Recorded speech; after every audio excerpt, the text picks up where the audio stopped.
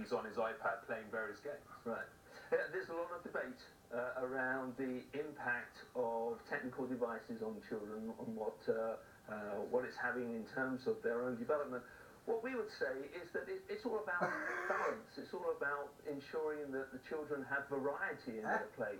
So the digital play, whether it involves screens or robots or things like that, could be a great form of development for them. But it's whether or not it's active. Are the children really engaged emotionally? Is there a social element to it? If it's very passive and sedate and not really engaging the children, then it's perhaps not as best as what it could be. Where when they're running around or dressing up or clowning around, they're engaging different parts of their brain and helping that development. I was going to ask you about that interactive. I mean, some parents, you know, when busy, they'll say go and play, but how involved should parents be in play? That sort of discovering things together and learning from. So it's there. Yeah. The social element of play is really important. So from a parental bonding perspective, play is a great way there you go. They can... It's fucking loud. Look at that one. And I think there's some misperceptions. That's not an accident. That's been failed. Children's development needs to be in a pressurised environment. Not at all. Play is a wonderful way, and getting parents involved is a great way in which you can get those emotional bonds that are so important for a child's neurological development. And what's the role of toys now? Because we're seeing, as stores like Toys R Us closing another toy stores and leaving the high street. How are we finding that children are interacting with actual toys? And is there a decline in that? Yeah, actually the toy industry is doing quite well in most markets. It continues to grow steadily. And that's not say that there's necessarily that's just a projection. A significant decline. There's still they just turn it off before it goes off because children love to play. Not really do it how parents are shopping for toys has changed. It's the shopping patterns have definitely changed, but also if you look at the time, and that's what you were referencing at the entry point with regards how parents perceive children are spending their time. There's a lot more that is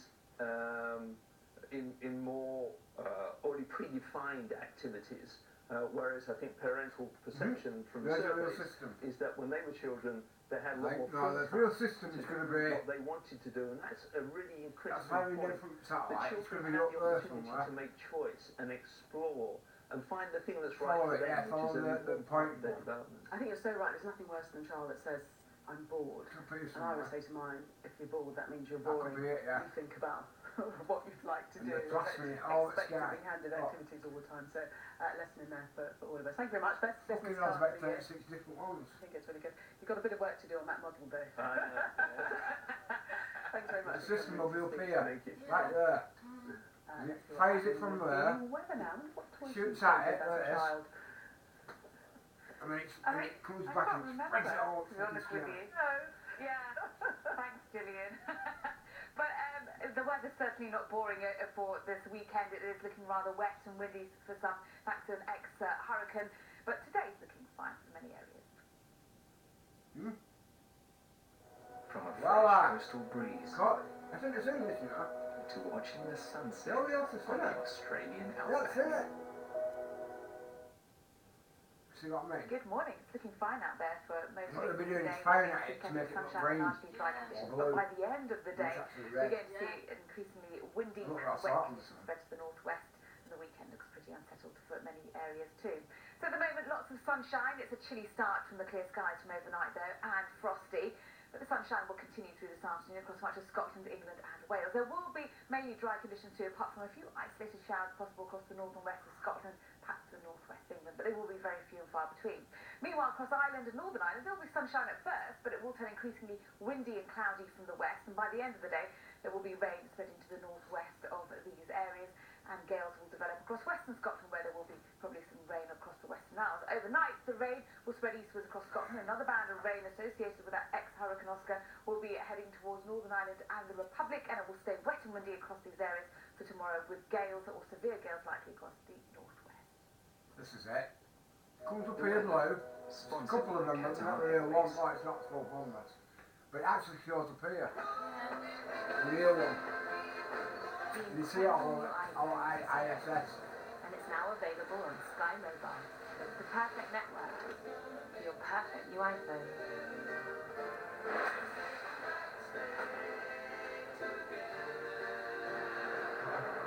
Some things are just better together.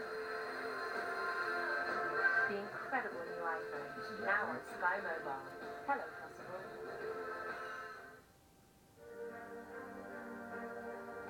Can you see it here? It's actually up here.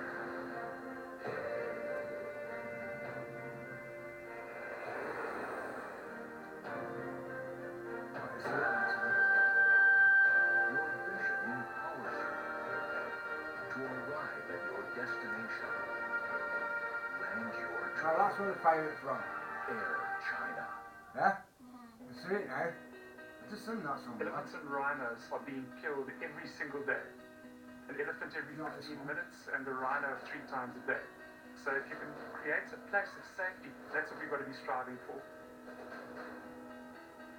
The people executing the poaching are poor people. And if we can make it in their best interests economically to protect elephants and rhinos, they'll do that more effectively than anybody else can. In order to help these animals, we needed help in the form of technology. We needed help from SAP.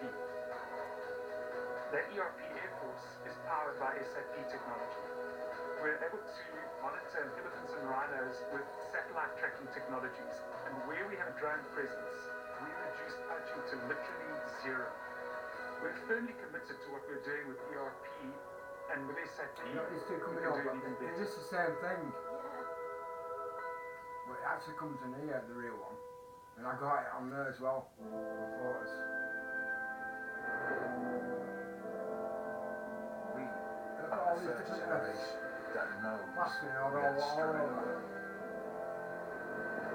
and could be the last that can do anything All about it. converging. This is a choice.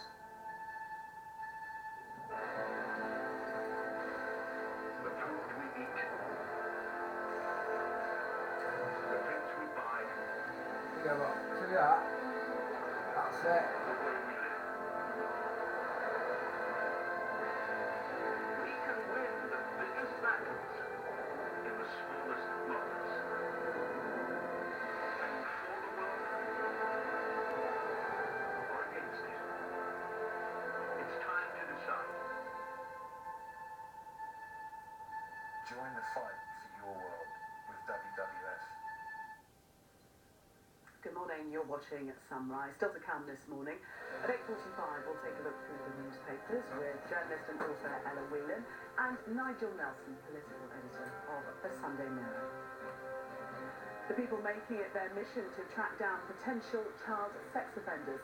Some call them vigilantes, but how helpful are the actions of these paedophile hunters? Sorry, I read something here about We'll Jaguar. have a special report at 9:30. Fucking massive.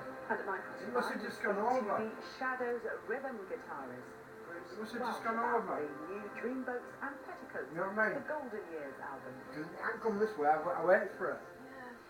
Let's bring you more now on that breaking news. In the past hour, the Metropolitan Police have announced that they've begun a criminal investigation into allegations of anti-Semitic hate crimes within the Labour Party.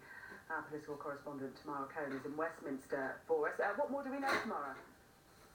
Hi Gillian, well this is a dossier of 45 complaints about anti-Semitism to the Labour Party which were handed to the radio station LBC and they disposed those back in September. They got a former Metropolitan Police commander to look over them and he thought that 17 of them were potential rape hate crimes.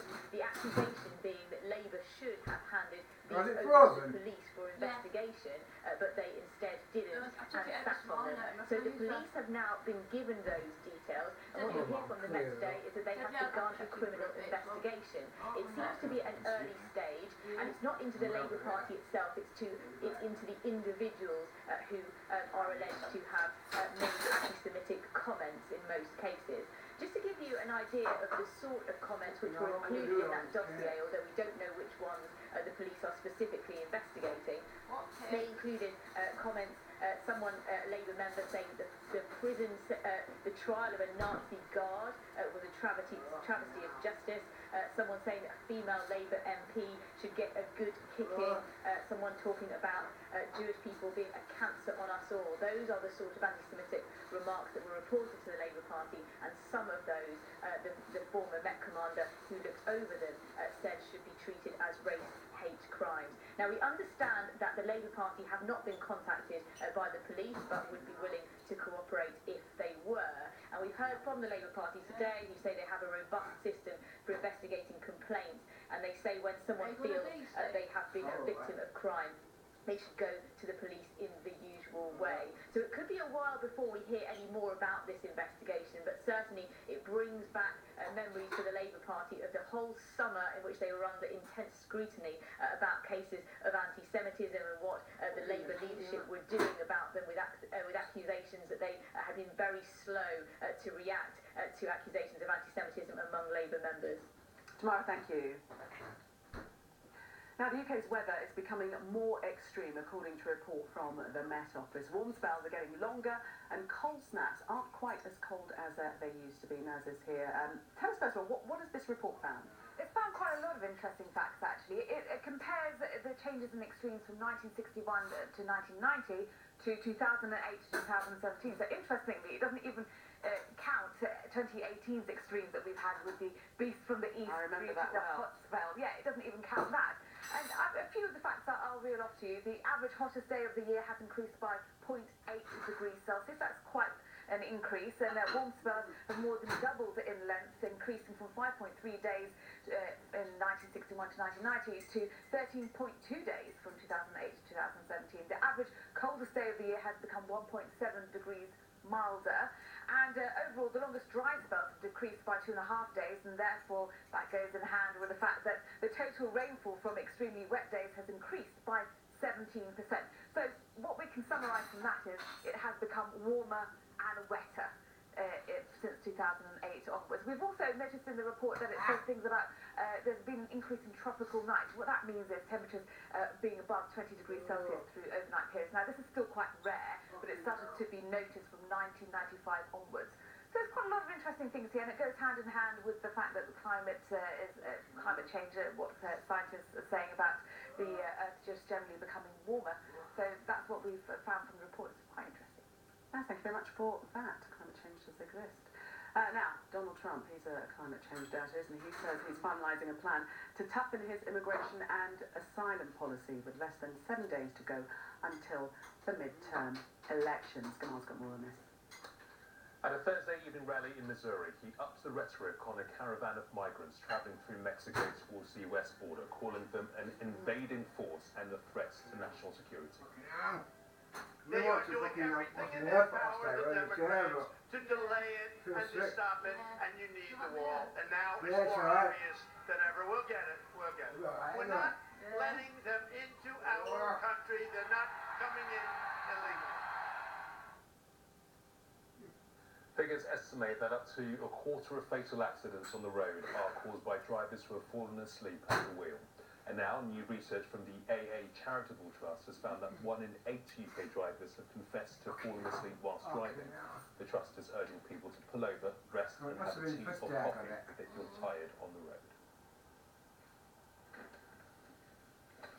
Coming up, we're going to take you through the papers this morning. We have the journalist Ella Whelan and Nigel Nelson, political editor of the Sunday Mirror. Do stay with us if you can. Well, this is how we saw it, isn't it? Let's do it. It's an excellent idea. I'll support the petition as soon as I get the opportunity to sign it. I will. It's exactly what we need. They are essential. I certainly support Sky's campaign. We've always wanted the race. This is a land of rare. Do accept it, and I think they're entitled to it. The umbrella. Much to the credit of Sky that they've come up with this proposal. And I agree with Sky News, and what's more, I think we should go further. I think we should have deputy leaders debates as well, and I'd love to be part of it. That's a real one.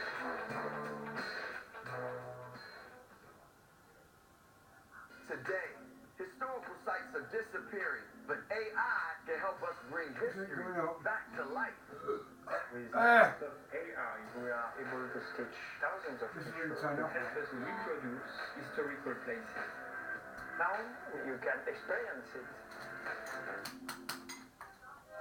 Try Nespresso Virtuo That's for it. a full-bodied large cup of coffee with generous crema. Virtuo, your coffee passion in a large cup. Ah, the famous Aldi Super 6. 6 fresh fruit and veg at an amazing price, and we change Yeah, them that's a every real job. fortnight. What we Amazing. saw. So much so, we've been voted Yeah. Fresh Produce Supermarket of the Year 4 years running. And we're the official supermarket of Team GB. Check out this week's Super 6 in stores. Aldi, This is the real one. everyday amazing. It's what? If you spit blood, you may So have the gum phone disease at it. and could be on a journey to much worse. It's throwing all these off it. Yeah? Different colours. Switch to Crucible toothpaste. Huh? It's 4 times more Well, effective one's at green. removing the main cause of bleeding One's gums. blue. The healthy gums and strong teeth help leave bleeding gums That's really behind. red. Crucible Ultra Clean. Blue. You could spend hours planning a holiday yourself, Look or at that, baby. Dial-Up Life do it for you. Then dial down the I sent it stress. for me yesterday. Dial up relaxing. Dial up wow. Somebody says to me, Dial up the fun. that's impressive. I was shocked. Not this one, another one. Perfect I holiday. said, that's not the main one, so look at the first You'll be one. surprised how much you could Fucking hell, we saw it in its real colour. Call all the answers. And it's glowed out. But from here, I was shocked that here. There's not stumbling on the side. I ain't even told anybody about it yet. Are the first generation. I don't want to because I don't want to. We had I don't want to screw it up. There's a job, look. That could be the last. Oh, watch it. Anything about it. The light come out. This is it. This is a choice. What's it all like that? You tried dumping it, look. I got it there eventually. Look at it. Pretty good. What's the ladder though? I think this is the one where it goes like that off. You can see it taking off. You know to let it going.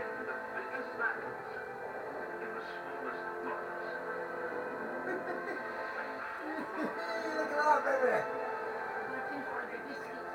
Yeah, do it.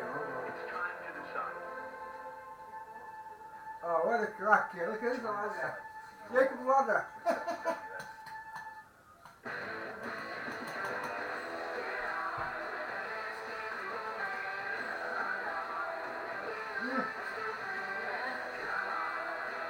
There's your umbrella. That's Jacob's ladder.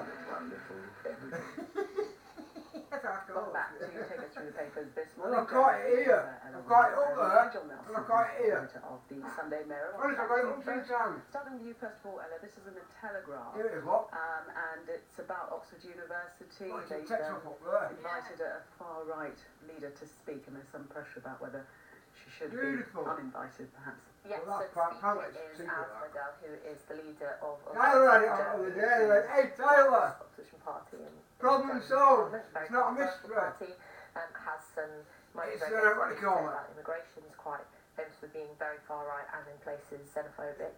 There was some But they don't there's brain. an open letter signed to address And the it blurred out. union, which And he is didn't want it a work. meeting to Oh, sign. hang on, problem solved. It's a lender rate. On the basis That that they're using to this call is an irresponsible, Hebrew system. ill-timed invitation I think to it was foreign a little academic thing. to show a duty of care and respect No, what for not? Oxford's diverse community. Pages, the pages, Now, of course. like Well, you can see it for yourself. she is I'm not bullshitting. she is someone of some standing in Germany. She's not a I didn't know what it Tommy was. Robinson or Apparently it was someone like secret, that and as soon as necessarily. it came out This is tonight, like, someone who I think is worth everybody's posting now. discussing with and debating with. Everybody. She's quite influential in German politics. Same as me now, what I've been doing, everybody's doing it. I think this is just another case of free speech being under attack at universities because the argument seems to be that her views are too hurtful, too dangerous for the students to deal with, and I think there'll be quite a few Oxford students who would be Oh, that's just really as never capable to insane. deal with the kind of views that are being put out. I've heard them Anyone talking else. about it. I really oppose these kind of moves to Yeah, silence. Well, what the Muslim Network is saying is that actually platforming open hate source. speech must not be Name like that. conflated with freedom of speech. Which is the classic argument of Look at the baby arguing growing for up. free speech, but it's the classic Yeah. censorship argument that there's a difference between free speech and hate speech, and while we do It have goes hate up. speech laws Wow. in this country, which I oppose, And I think that got a you conversation should with be the able other, look on to it. say anything They you run want out of and books. discuss anything you want. So the guy at Grace says, no, we usually use ankles, so I was straight. You know, taking away... No, what's it? He said that's when you're years old. So I tell him to Tyler about it. I said, yeah, I got a conversation with him talking about it. I said, don't keep ready to go. My students said they can't deal with it. But do you really believe that you should be able to say absolutely anything that you want? You don't draw the line anywhere? No, I'm a free speech absolutist, and I get into trouble for saying that. But what that means is that where is it all? People and the public, students are capable of discussing and debating any idea, no matter not this sort of stuff. Abhorrent. And let's be clear here. Like I was telling Kool-Aid earlier, you don't get it. Isn't going to I know you're not going to get it because I heard him talking about it. Against Muslims. I know him wasn't about that. You don't get what the real stuff. You only get what he wanted to say. I've heard him talking about it. We're not going to get some surge of support for. They were doing this, right? Every time it went well, one of them went out. I'm actually with Ella. But it's the same one because keep losing the things that alter. There should be no limit on free speech. Like I said, look at it like it's opera and it's away. Racism has got no place. You can't have people going down the street shouting racist slogans or something like that. But that's the claim against us. But I should be able to speak at the Oxford Union. I agree with you. She's a mainstream politician. Her views might be abhorrent. I've seen it on radio. Oh, but it blurred out. And you said really what it was. I told them about it. Labour MPs rebel over Tory budget cuts accepted by Yes, we had I got it off there. Using it, and I got it in there. Using it. Yeah, both. So there wasn't a split. No, he did. That's right, he did. Well, there was because 20 Labour MPs. Right off. That was pretty splitty to me. Depends what son. And they're actually... That's what he uses. He uses the light from the sun. McGovern, bring him through it. Fire it. This is saying there should be... Believe me, I saw it here yesterday. I'll show you. And I kind of agree with them. I can't quite understand how the Corbynists have got their right all of a sudden. With John McDonnell talking about keeping these tax breaks in, when you actually look at it, that if you are somebody on basic rate income tax, earning over 12.5 you know what I mean? I've got a play that's about as much use as a chocolate figure. £30 for the budget. This does if you're on over £50,000, you'll get a tax break of £860. That to me seems out of kilter. And certainly. What he was saying is that those on that sum, you know, they're not filthy rich. They're just ordinary people. No, but in fact, that tax break goes right up the level to people who are a lot richer than just the 50,000 thing. So that £860 goes to actually rich people. People, in fact, that Labour would hit later on with an extra 5% tax. Just seems to me that some of the principles of the Labour Party are being reached here, and that really is the fraction. This is it. For low earners, a little less than well off. Ella, something completely different in the Guardian. Scientists undertaking DNA of all species. This is fascinating. Wow. This it's is what called the Biogene Project. It's an international project. It says that in the US they're mapping vertebrates, in China they're mapping plants. We're going to map things like the blackberry and grey and red squirrels. And what it is sort of it's like the Human Genome Project, which looked at mapping the data of human beings. This is to map the DNA and the data of all species. So really it's about getting a picture to use in, for future projects for animal conservation, to protect species, and for medicine, understanding evolution. It's a huge project to basically say get all the information we can about the DNA of different species, and then with that data, it's called exascale data, so more than YouTube, more than Twitter. Can you imagine the scale of this kind of this research could then open unimaginable possibilities for the progress of science and medicine. So it's fascinating. Any idea how long it's going to take to gather all of this? Well, the Human Genome Project took 13 years, so scale that up on the basis of not just looking at human beings but every other species and plant life, and a long time. It's millennium, basically, isn't it? Yes, a long time, I think. That's the length. We've got time to have a look at this in the Sun. truck or treat? Yeah, we couldn't get through a morning without mentioning Brexit at least once, and here it is. This is the Brexit story. And it's a deal, according to The Sun, that was done by the Irish Foreign Minister, Simon Coveney, with his French counterpart. After Brexit, if you're an Irish lorry, going through Calais, you can zip through into Dover without any checks. British lorries will be held up as they are inspected. Yeah, what's it got? This has obviously upset a number of people, not least the Dover MP, Charlie Elphick, who's saying, why should the Irish have access to Britain when British lorries can't? It's just another one of those problems with Brexit. At the moment, we don't like the idea of sending lorries through Calais anyway if there's a no deal. We're trying to find other ports that might be a bit easier. But it just shows yet another problem we're about to face. And of course, that would happen. It wouldn't just be Irish lorries, it would be any EU lorry. They won't need to be stopped and looked at. British lorries would. And here's another problem that presents itself at this late stage. That's right, yeah. That's a small problem, a manageable problem. Let's not throw away a vote on the basis of a few... Well, it's not that small. It's going on two different images up, all right. All of the south east gridlocked right up to London. That's what it does. So that is the sort of problem there. If you start having these kind of hold-ups... In the event of a no deal. Yes. Yes. It's not beyond the capabilities of mankind to work out a simple... We've had this conversation before, haven't we? It's not beyond us. It's not beyond us. But it's the cumulative effect, all these little issues that we didn't know about before, add to quite a huge problem in some instances. Nigel and Ella, we're going to talk about papers in a little more detail coming up, but let's see what's happening on the back pages with Rob first.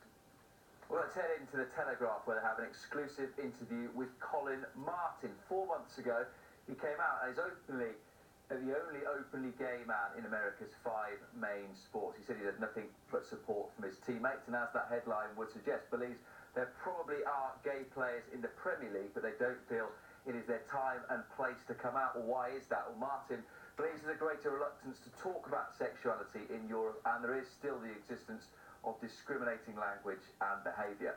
The late Justin Fashanu was England's only prominent openly gay footballer, and maybe the way he was treated by the media, by supporters as well, suggests that there is perhaps a good reason why no one else has yet to come out and follow Fashanu and follow someone like Colin Martin over in America.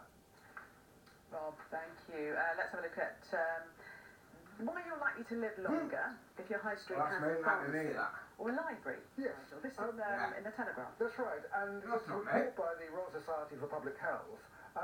Almost as a kind of, I think you can get this really on the basis that if a high street is full of bookies, payday lenders, off licenses, fast food joints, that's what they're going to be unhealthy ones, and probably you would live, if you actually used all those, you probably would live shorter. Now if you have a library and a pharmacy you can treat yourself for all the other ailments you've got. Library you can relax in. I can imagine that you might live longer on the basis of that. So it's not exactly a surprise. The disturbing side of it is actually where this happens. So the unhealthiest places to be, Grimsby, Walsall, Blackpool, Stoke-on-Trent, Sunderland, it's very much a north-south divide, whereas the healthiest, Edinburgh, Canterbury, Taunton, Shrewsbury, Cheltenham. So I think that it just shows the kind of, again, there is a divided Britain, and this is an example of it. Yes. I mean, you look at that list, and I mean, my partner's from Tottenham. Fucking hell, Tom, okay, where Lingerie is. Not too much, but there's nothing really there. So it's a toss-up of you know. Good go. You live longer because you're bored. Do you live longer because you don't have access to some of the more fun stuff? Or take, Edinburgh, there's a lot of high-end restaurants that I can't imagine are extremely healthy in Edinburgh. So, this is a bit of a crude research, and I'd say that,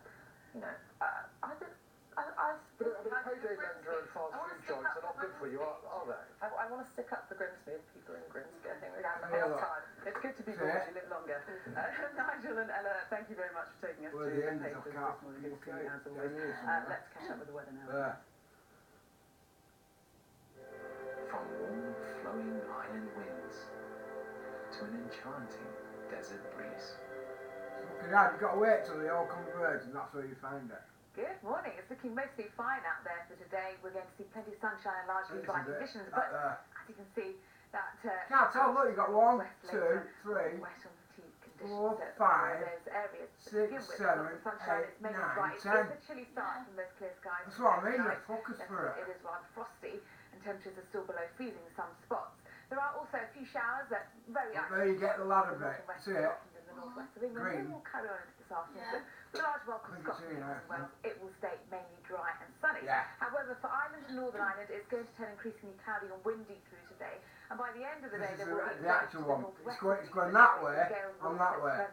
Yeah? Across parts of the west of Scotland through tonight. The rain So will be it's spreading firing at east the system this way. further rain to Scotland, Northern Ireland and the Republic. It will be quite heavy for western Scotland through tonight and tomorrow, where it will carry on into the early afternoon. Change colour. Localised flooding is possible for western Scotland, England and Wales tomorrow. Another mostly fine day. I said him fire at laser. Sponsored by Qatar Airways. Experience the power of Shark's cordless range that tackles every mess in every home. Whether it's So this is the upright station cordless firing a power beam at it. and powered lift away, And it's or firing it out that way. use Reflecting Shark's it in new multitudes. lightweight Look at them all. handbag with more suction Yeah? than the All US these it's firing, it's rechargeable multitude. handheld, or the ease and flexibility of a There's your umbrella Shark bit. vacuum. With a Huh? cordless solution for every home, Shark have cordless covered. And it's flattering a load of images off it. Look at them all round. Even down here, look. Miles away. It's the confusion. That's what it's about. There's a real system up there.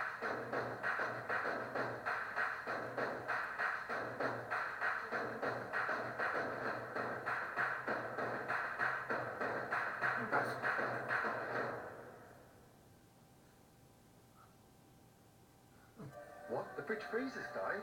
Can't wait until payday to get that fixed. Quick, think. Restore some order. Find out more at quickquick.co.uk. Elephants and rhinos are being killed every single day. An elephant every 15 minutes and a rhino 3 times a day. This is actually fade down from it. That's safety. That's what we've got to be striving for. You've seen it up there. It's actually back here.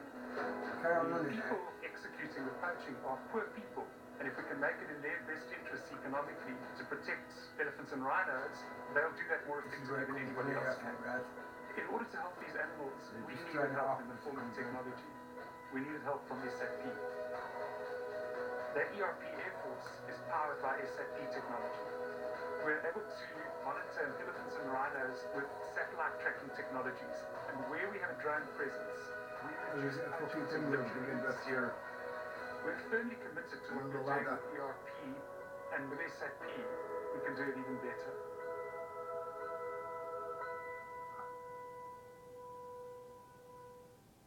The free ClearScore app tracks your credit score and finds the best credit cards for you. So, you need to hide from your finances. Or your dad. ClearScore. Get your money sorted. Hello Fresh. Dinner is served. Make dinner time delicious and save 30% on the first 3 boxes. The best men don't just look good on the outside. They take a good look inside. They let it out, hug it out. The best men aren't afraid of commitment, and they're always there when it counts. The best men make every challenge their Everest, but don't beat themselves up if they only make base camp. To the men who always give their best, we've given you our best quality blaze for over 100 years, because what you're made of makes a difference. Gillette, the best a man can get. Go on, give some clean skies.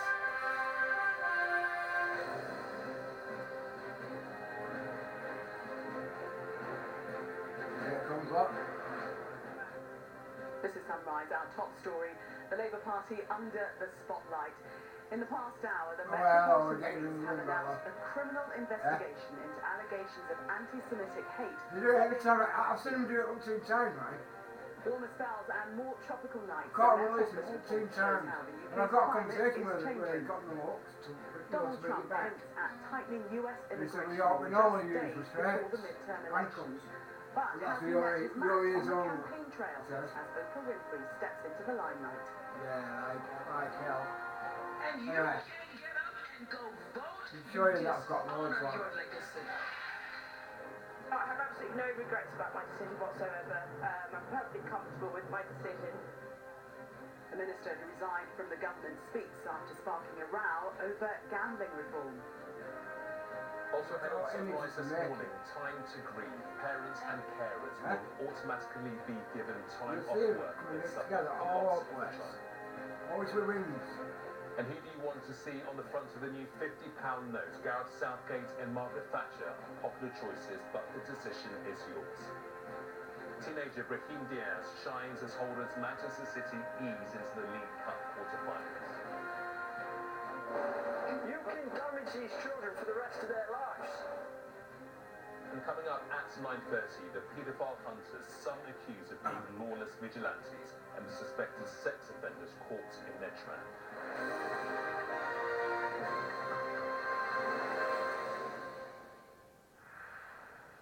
Good morning. Yeah, it's Thanks some for here. joining us. We start with some breaking news this morning. In the past hour, the Metropolitan Police have announced that they have begun a criminal investigation into allegations of anti-Semitic hate crimes within the Labour Party. Our political correspondent Tamara Cohen is in Westminster for us. Tamara, tell us as much as we know at this point. Hi Julian, well what we know is that a file of 45 cases reported to the Labour Party of anti-Semitism were leaked to the radio station LBC in September. They got a former Metropolitan Police commander to look over them, and he thought that 17 of them were potential race hate crimes that should have been reported to the police. The accusation being that the Labour Party, which was looking into them itself, sat on them and did not refer those for fear, it is claimed, of attracting adverse publicity. So these cases have now been handed to the Metropolitan Police, and today we hear that they have begun a criminal investigation. Now it seems to be at an early stage and we don't know exactly which ones they are investigating. It will be the individuals, not the Labour Party itself. But to give you an idea of what sort of things were included in this file, there were mainly comments on social media, including one Labour member claiming that a Jewish Labour female MP should be given a good kicking, claims that 2 MPs should be thrown off a building, and someone saying that the Jewish people are a cancer on us all. They were the sort of comments which were reported to the Labour Party, and the Metropolitan Police have now begun this criminal investigation. The Labour Party say that they have a robust system for dealing with complaints. We understand they have not actually been spoken to by the police about this, but they would be prepared to cooperate if so. Of course, this just revives all the memories of the summer for the Labour Party when they were under intense scrutiny about anti-Semitism. That, you can see, is one of the protests held outside the Labour HQ. There was another really big protest in Parliament Square during the summer with a lot of anger towards the Labour leadership for not doing enough to understand or to act on allegations of anti-Semitism according to Jewish leaders. This revives it all again. Tom Watson, the deputy leader of the party, who was taking a much tougher line on this, said this morning that he found this news depressing, and he thought it should be a wake-up call for all those who say that the party does not have a problem with the issue. Just won't go away for the Labour Party with it. Tamara, thank you. The UK's weather is becoming more extreme, according to a report from the Met Office. Warm spells are getting longer, and cold snaps aren't quite as cold as they used to be. Or Naz is here to bring us up to date on this report. What exactly has it found? Well, what it's found is quite interesting, actually. It's comparing the extremes from 1961 to 1990 to 2008 to 2017. So it's not even including the extreme weather that we've had in 2018 with a beast from the east and the prolonged hot spell through the summer. So what it has found is a few interesting facts that I will read off for you. So the average hottest day of the year has increased by 0.8 degrees Celsius. That's quite an increase. And then warm spells have more than doubled in length, increasing from 5.3 days in 1961 to 1990 to 13.2 days from 2008 to 2017. The average coldest day of the year has become 1.7 degrees Celsius milder, so 1.7 degrees on average higher. And then overall, the longest dry spells have decreased by 2.5 days, and that goes in hand with the fact that the total rainfall from extremely wet days has increased by about 17%. So overall, from that, we can gather that since 2008 onwards, and comparing it to 1961 to 1990, it has become warmer and wetter. Another interesting thing in the report is tropical nights. Well, this is still quite a rare thing, but it's been noticed from 1995 onwards that tropical nights means temperatures not falling below 20 degrees Celsius. And there have been a few rare occasions of some reports of that from 1995. So again, that goes in hand with the fact that it's become warmer and wetter, and this all correlates well with the fact that the climate change issues that we are facing at the moment, and the Earth is generally almost instantly. Yes, thank you. As it going through. Now, under a week until the midterms, and President Trump is ramping up the rhetoric. Gamal has more. Gillian, thank you. He has again gone on the offensive about the caravan of migrants travelling through Mexico towards the US border, calling them an invading force and a threat to national security. It's an attempt to rally his core support on the issue of immigration and asylum. But he's not the only one the crowds turned out for. TV celebrity Oprah Winfrey was also on the campaign trail with a Democratic candidate who could become America's first black female governor. Our US correspondent Cordelia Lynch reports from Atlanta, Georgia. With control of Congress at stake, Donald Trump's closing argument is clear. America has an immigration crisis. They are doing everything in their power, the Democrats, to delay it and to stop it, and you need the wall. And now it's more obvious than ever. We'll get it. We'll get it. We're not letting them into our country. They're not coming in illegally. He's already dispatched thousands of troops to the border. Now he says he'll deny asylum claims from people who enter illegally. That's what they aim at to cover As he up. tried to energise the anxious, another household name was in Georgia. Oprah Winfrey trying to excite the often apathetic. You look at all these. Because I have seen Stacey Abrams from afar. Stacey Abrams would become the first black woman governor in the US. But the tight race has been dogged with allegations of voter suppression. When you red and blue. That's the real system. This is trash behind it. It's full of fucking trash. As big as fucking, you know what I mean? Planets. Some of them. Some of them rocks in that are bigger than this earth. And go vote, you honor your legacy. Her remedy? A knock on the door. They're fucking huge. So it's gonna end it. This is what brings it to an end, but it's good for me, mate. But celebrity fire doesn't always ignite. It's not looking very well. It's just all around it. Today it'll be worse because when I saw it, they were bigger than that. They were a lot bigger than that. Just the red, I only saw the red one, mate. And then the blue one was there, but I think it was a bit lower. Any difference? With her way of life, But the red one looked massive. and what she accomplished, It looked massive. she showed I wish I had the camera on there. I You know, we're looking for stuff. We're actually looking for a fucking bucket. Like she said, she's earned her right to be who she is, to make her Drop own your fucking decisions, binoculars off there. and she's made a mark in this Come world. on, come on. You opened your door and you thought, You ignored it. Winfrey answered your door. Two buckets there. Take her advice and go vote. She says she's an independent. Her This is it, man. It came through yesterday. It was raining straight away. Same this morning. Saw it, and by the time I got back, it was raining. And I think it just gone back that way. It's going round like that. So one week's going to go that way, and next week's going to go that way. It may all come down to issues in the And end. there were a healthcare, report about a large fine in the sea. America. And it was that. Cordelia. Going over the sea. It'd been over here, and they were going over the sea.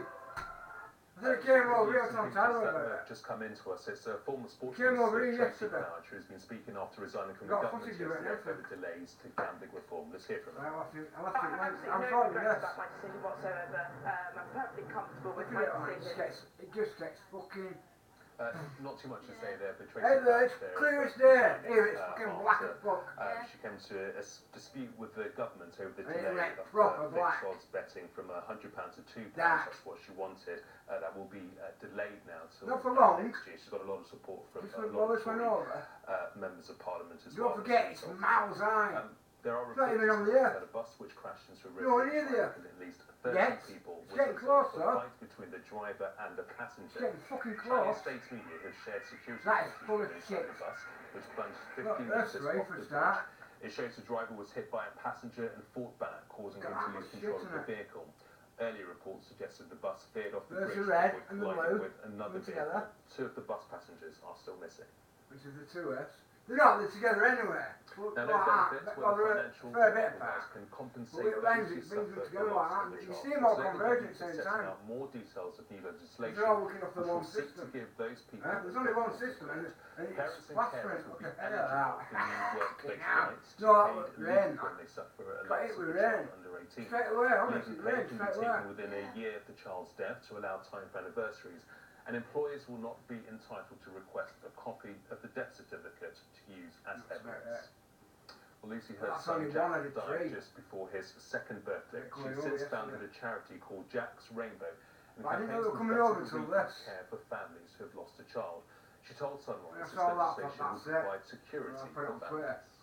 You were under the discretion of your employer, so if your employer said you couldn't take time off, then you couldn't take time off. There was nothing in place to protect you, for you to be able to take time off. So that's when I started the petition to try and make a change and also to create something in Jack's memory. Being a bereaved mum, I had to make something good out of something so horrible. I channeled my own grief into this campaign, and thankfully it's now become legislation. Grimsby has the unhealthiest high street in the UK, according to the Royal Society for Public Health. The report found that people living in towns with more bookies, fast food shops and off-licences die younger than those with libraries. Once it comes out like that, they're stuck. Walsall and Blackpool are got second nothing and to hide third behind. list, whilst the best places They're are struggling to Edinburgh, hide. You know what I mean? And the £50 note is getting a facelift. The Bank of England are looking for a new character to feature on our highest denomination and want the public to help them decide. The banknote will also get a plastic redesign like our current £5 and £10 notes. Let's take a look at who's in the running to be the new face of the £50 note. Well, the genius mathematician and pioneer of artificial intelligence, Alan Turing, is one of the favourites. Or perhaps it might be Mary Seacole, the greatest Black Briton, who won fame for her nursing work in the Crimean War. The most controversial choice would be Margaret Thatcher, the first woman Prime Minister, who retook the Falkland Islands from Argentina. This was a figure of hate to some people. And if you want to throw away £50, how about betting on Gareth Southgate and the England team for their World Cup this summer? There's fucking no chance never getting it past, man. No chance. Now, what's your definition of a British classic when it comes to your tea? Whether it's a hearty pie, your classic Sunday roast, or an irresistible pudding. Well, our next guest has got it all covered, and all with a bit of cheeky humour thrown in from our central London studio. None other than the Hairy Bikers, Dave Myers and Simon. Welcome to you both. Welcome to you both. I have to say, apple crumble for me. I know the calories are a bit much, but that's British classic for me. What about you guys? Well, no, the good thing is we are such a multicultural society. We've embraced food from all over the world. So when we did our British classics, we could pick our British classics. So really, sits quite comfortably against classic kind of liver and onions or scallops, bacon and black pudding. And also, Julie, we've got a Caribbean curry in there as well, with pumpkin and chicken and bell peppers and all. Because, as Dave says, we live in this. The great thing about the UK is you can eat your way around the world in most of the cities in the UK. In fact, all of them. So it was really difficult because we got 250 recipes. Yeah, they're already starting up. Then we kind of said, well, we'll just that, and they went on. We're already starting to come up because they know. It's like our greatest hits of digitally remastered. But it's still there longer. Now, you know, it's like that moving around like that. Really, this whole cultural appropriation now, where you mentioned the Caribbean curry, we had I think first day ellipsis probably about 20 times. Yeah. Or partial. I think some dishes like we've got. That many, I can count them all. It essentially is a British dish, which is something made its back so the system. To India. No, I think we. Is it that way? It's coming. Is it that way? Came from that way yesterday. To go on a diet, but no, not really. I think food's there for sharing. We never set out it came from to do that a way. food program. Food is always the currency that drove us around the world, literally for years, because food transcends race, religion and politics. I think everybody's quite protective over food from their childhood. We've got two of our childhood favourites in the book. Some were cracking yours was flags. Mine was a Lancashire hot pot. We're quite protective about those. But I said, Rob, and I said, it's all there for consuming. Look at that. Look at that. sun shining, it's fucking, there's a cloud in the sky, and I took a picture. Because there's not many places, as I said, that you can eat. Exactly as it were. Yeah. I get the ingredients to make everything. Dave, I've seen your Lancashire hot pot. I've seen you preparing that, and it looks right tasty. Very, very nice. You were saying that having all of these recipes and trying them out, you tend to put on a little bit of weight. But you did bring out the Hairy Dieter, How to Love Food and Lose Weight. Is this now paring back from that? This latest Irish classics? I took a picture. No, I think it's They're a complete sun, shining like a clouded sky. I said, you Simpson, haven't you, Rob? I took that 2 minutes ago. I mean, and I got the time. And I am looking forward to doing our See what the time is? I'm trying to cover it up. It's not working. On a day-to-day basis, because I'm middle-aged and prone to be fat. Trying to hide it. I'm cutting back and going back to the diet recipes. And that's the way that we live now. It's massive. Keep Can I look up? So you're fattening us up for the winter. It's everywhere. Thanks a lot. If you look at it, you can see them all over. Somebody contacted me last night. But you have got things like, I see Waldorf salad, roast squash salad, Caesar salad. Gross. So those are healthy. You can see lens. Stick out, see lens. Yeah, there always is. I can see it. I think in this book there is something for everybody. We wanted a book that, I say it's like our greatest hits. We just look for that. We kind of focused on food. That's firing at the system. Would want to eat. There's something for everyone from the hot getting energy from the sun and being fired on from above. Dish. It's a vegetable pie. Satellite. We tried to make it really, really tasty. There's a chestnut and mushroom pie. But then we've got Swedish meatballs. I think as Brits we've all been to that certain Swedish store to buy a flat pack wardrobe and come out with the meatballs. Well, you can't build a flat pack. See where it's going?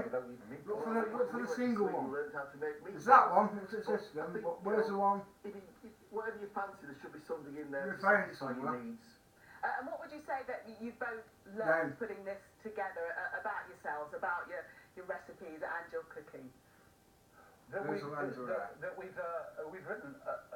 a large amount of recipes. We've written over 2,500 recipes. And actually the hardest bit was getting the book together. Well, there's a system that was stripping all those recipes back and stripping them out to see which ones were included in the book.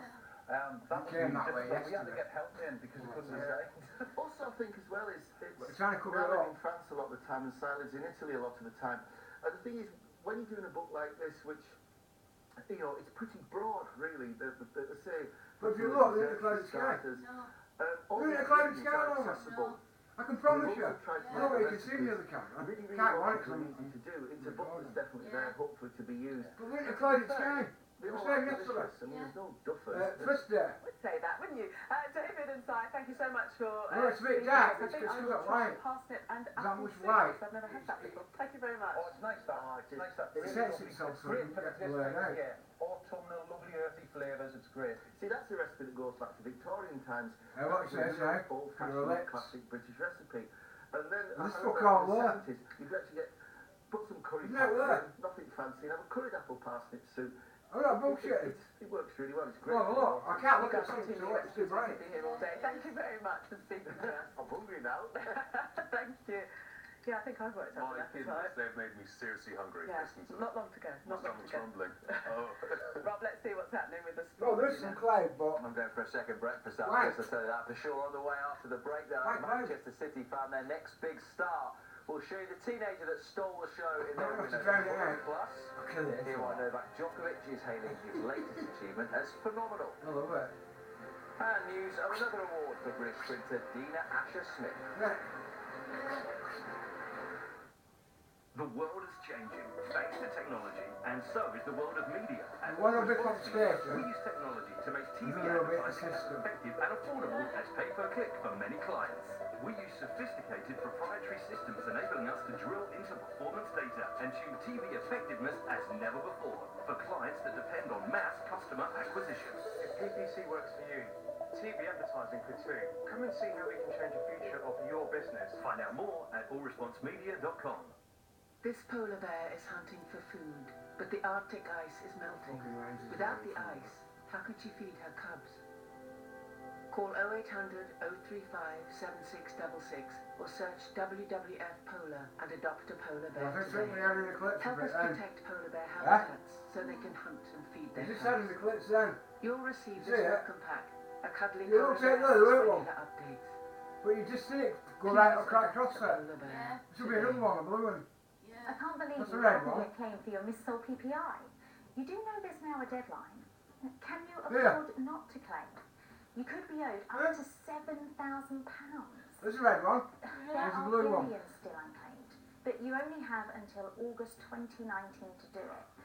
If you can't remember your loans or you've mislaid You didn't even information, know it, did you? don't It's worry. just a glimpse. Call Gladstone Brooks now on 08000 48 49 50. Love it.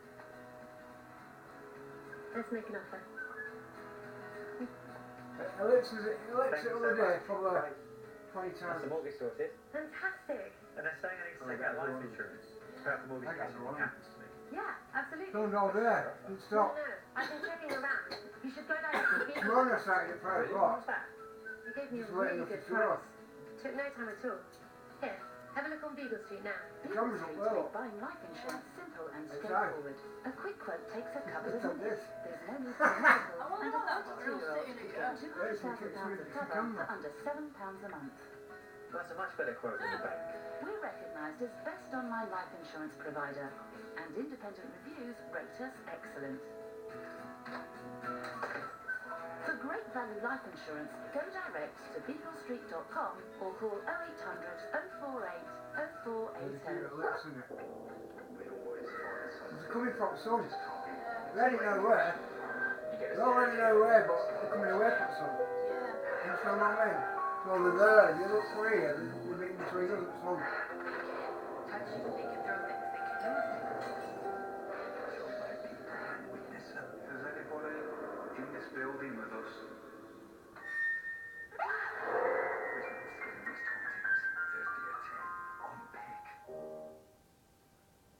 Good morning, welcome back to Sunrise. Let's get some sports news now. And the Manchester City manager Pep Guardiola says the club will do all they can to keep teenager Brahim Diaz after the forward scored twice to send City into the League Cup quarter-finals with a 2-0 win over Fulham.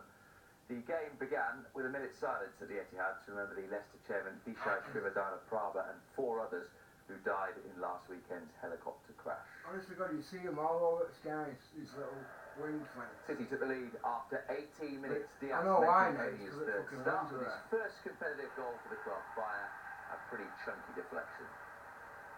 But they're in trouble because they've been caught coming up.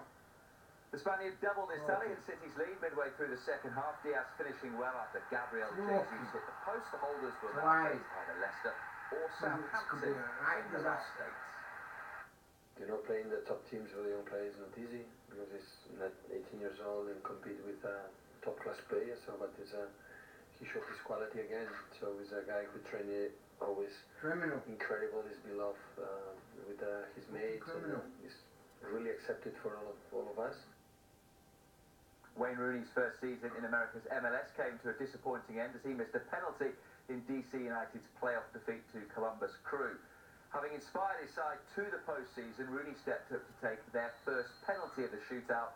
The game finished 2-2, but this is what happened. Saved, DC United lost the shootout 3-2. Usain Bolt's trial with Australian team Central Coast Mariners has come to an end without a contract offer. He's been able to agree a deal with the club. Tennis, and Novak Djokovic has described regaining the world #1 ranking for the first time in 2 years as phenomenal. The Serb at the bottom of your screen was guaranteed the position when Rafael Nadal withdrew from the Paris Masters. Djokovic, who beat Daniel Jumer to reach the quarterfinals, is the first player since 2000 to go from being ranked outside the world's top 20 to #1 in the same season. Reflecting on what I've been through in the last year, it's quite phenomenal achievement that of course I'm very, very happy and proud about it. 5 months ago, if you told me that, it would be, I always believe in myself, but it was highly improbable at that time, considering my ranking and the way I played and felt on the court. American Simone Biles has become the first female gymnast to win 4 all-round titles at the World Championships. She reached the milestone in Doha, and incredibly, she did so whilst battling a kidney stone. It's her second title of these championships, with 4 more opportunities to win gold in the individual apparatus final. Britain's Ellie Downey finished in 11th. Sprinter Dean Ashley Smith has been named Sportswoman of the Year for 2018. She became the first British woman to win triple European gold in the 100 metres, 200 metres and the 4x100 metre relay in Berlin earlier this year. And Sir Lewis Hamilton, do you reckon that has a ring to it? Well, Sir Mo Farah certainly thinks so. The four-time Olympic champion believes the Brit should be knighted after winning a 5th Formula One world title. In my opinion, if I had to vote in, I would definitely vote for him and what he's done for sports. And not just, you know, if you look back in history of the sport, no one has ever got to that position. He equalled it. And when has that Brit done that? And there's live golf over on Sky Sports at the moment. Justin Rose just a shot off the lead at the Turkish Open. That's all for now. Bob, thanks so much. Now, you've been sending in your views on the £50 facelift this morning. I've been having a look at some of your tweets and emails. Yeah, that's right. You've been very vocal and on who you think should be the new face of the £50 note. So Jason Cutler says there's only one choice for him and his daughter. When it comes to the £50 note, they think Stephen Hawking should be the new face. That's quite a good shout. David Sigg also agrees. He says, I would suggest Stephen Hawking, certainly not a politician or a football manager with inflatable unicorns. But one of the favourites to be the new face of the £50 note is Alan Turing, and this would be a popular choice for David Roberts. He wonders where we'd be if it wasn't for him. And what Leslie says, it's got to be Maggie, first woman to become PM and associated with loads of money at the 80s, which suits the £50 note. Oh, that's that. Loads of money. Loads of money, yeah. Controversial one, though. Loretta also thinks a woman should be the new face of the £50 note, but she calls for Princess Diana to be on there. That's an interesting one. About Scouts, thinks we should call Banksy in. What would his take on the new £50 note be? He might shred it. Yeah, he might You wouldn't have anything. It'd be worthless. And last, but certainly not least, Stuart Riley had a very simple response to our question. He thinks our very own Kay Burley should be on the new £50 note. Oh, I wonder if she's watching. Did you hear that, Kay? Kay, if you're watching, let us know what you think about that. I'm sure she will find out about that option throughout the course of the day. It's probably worth saying the last few minutes, this from the Governor of the Bank of England, Mark Carney. He has said that the public urge to nominate eminent scientists to appear on the next £50 note. It's a 6-week process and suggestions will be used to draw up a shortlist by the Bank of England's Banknote Character Committee plus 4 science experts. Mr Carney will choose a name from the shortlist which will be announced in 2019. The bank does not show living characters on its notes, with the exception of the mark. That's a clue. Sorry, Kay. Yeah, that's it. Yeah, not at the moment. Somebody did suggest Jeremy Corbyn, but he You want your phone? Yeah, I'll get it. Hold on. Very interesting. What would you like to see on the £50 note now? Any ideas? Well, I think I was going to say Sir David Attenborough, but he's alive. Yeah. I don't know. Freddie Mercury. Yeah. Anyway, and if I die, can I be on it? Anyway, let's just take a look at the weather.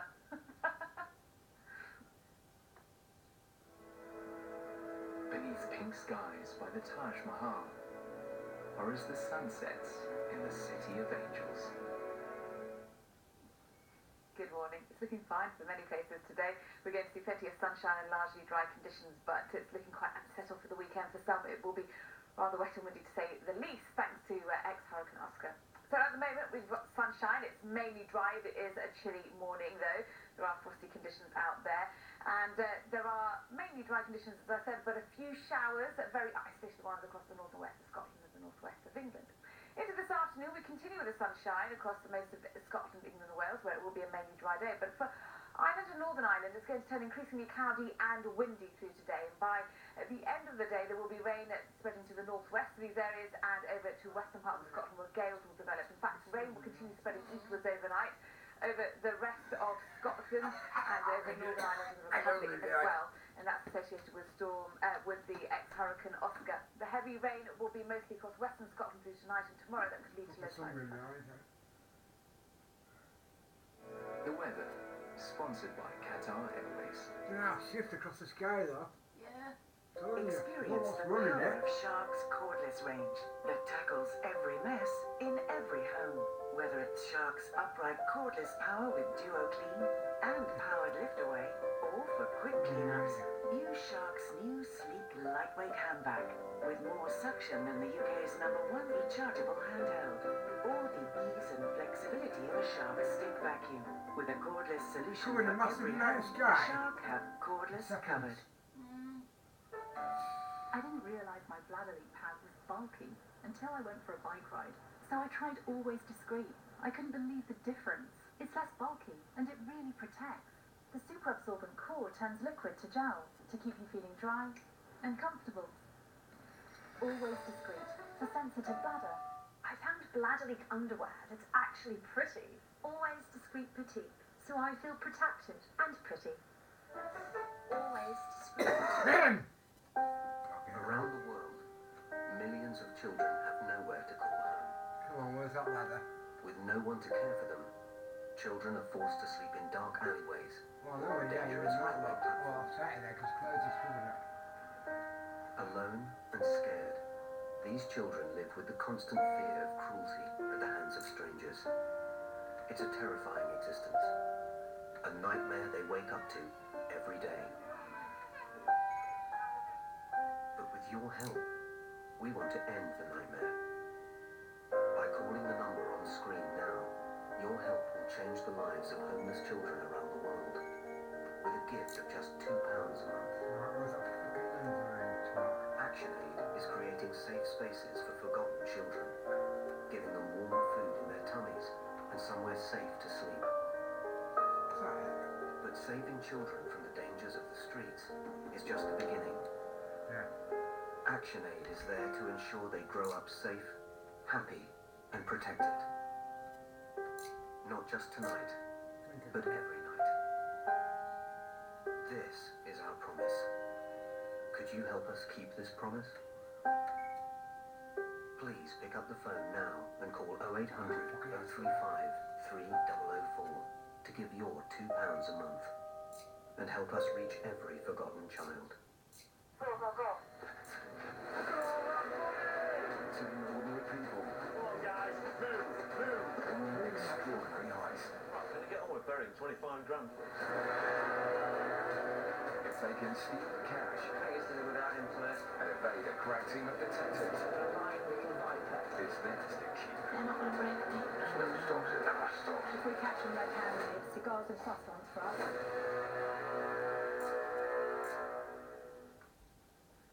Good morning, you're watching Sunrise. Coming up, we'll be speaking to Bruce Welch, one of the driving forces behind one of the most successful bands in UK chart history, The Shadows.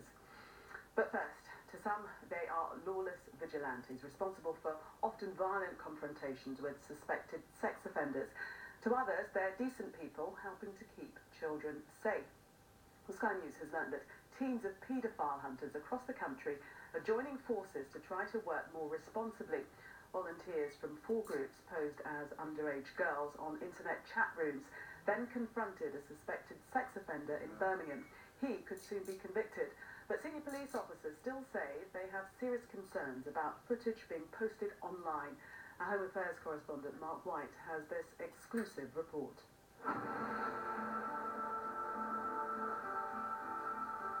We're here for your online activities that you've been doing. Let's first message to you. I'm 11. She stated her age straight away. The scale child abuse is happening. If that was likened to an illness, it would be a national emergency. Do you know what damage it can cause a child that's joking? No, he's not sorry. It's just unfathomable how many people are out there doing this. I was arrested for sexual rape of somebody under the age of 16. You're a real asset. There are thousands of us. Our overall impression is that activist groups are not helpful to the policing effort for a range of reasons. Don't start with the crocodile tears. Yeah, we're not interested in that, mate.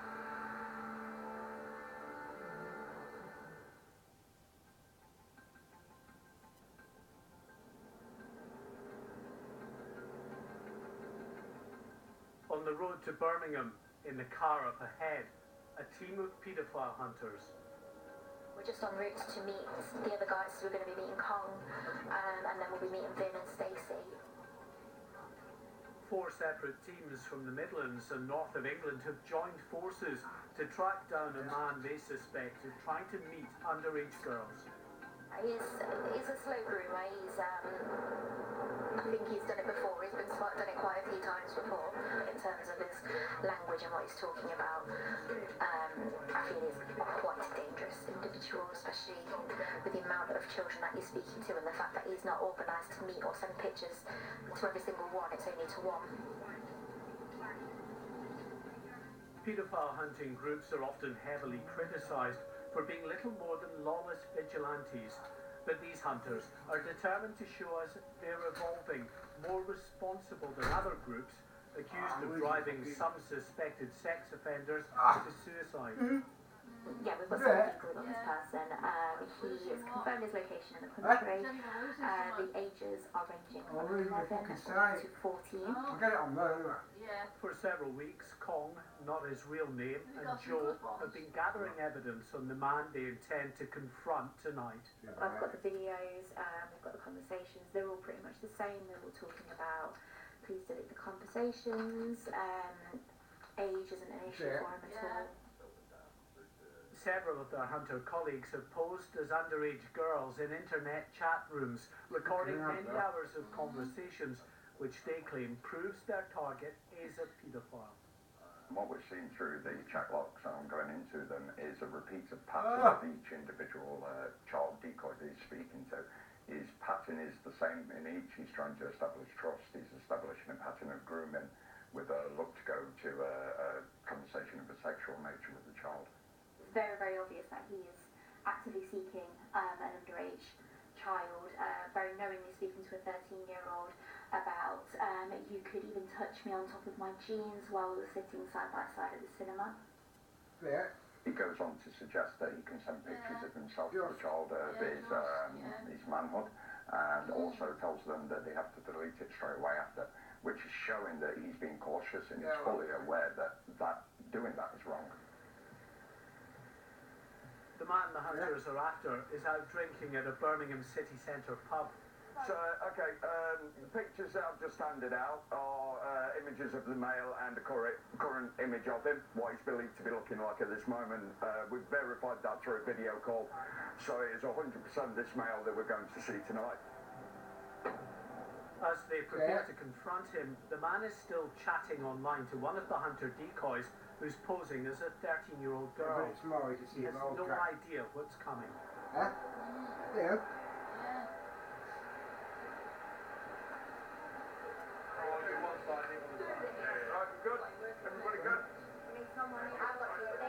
As the hunters head off to confront this man, we're just going to hang back a bit. We've seen before how people can react very badly to the shock of these confrontations. Yeah.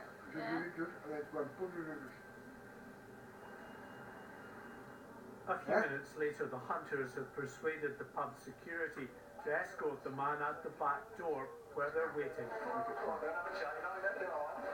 There's a ladder.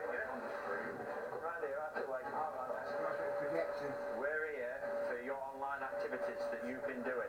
Let's first message to you. I'm 11. Yeah. She stated her age straight away.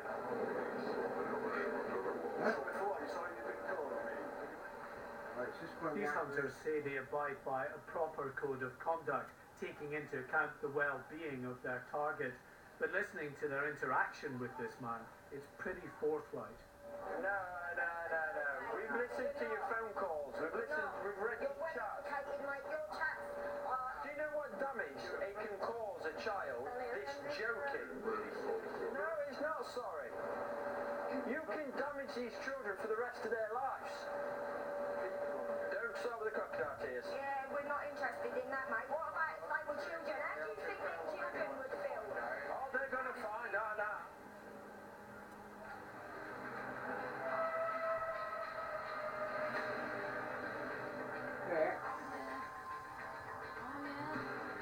The activities of paedophile hunting groups pose a real dilemma for the authorities.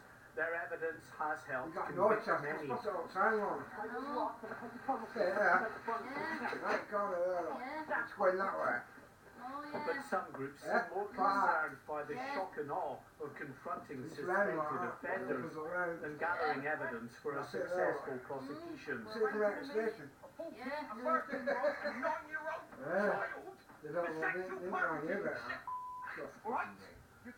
But a growing number of these confrontations are ending in tragedy.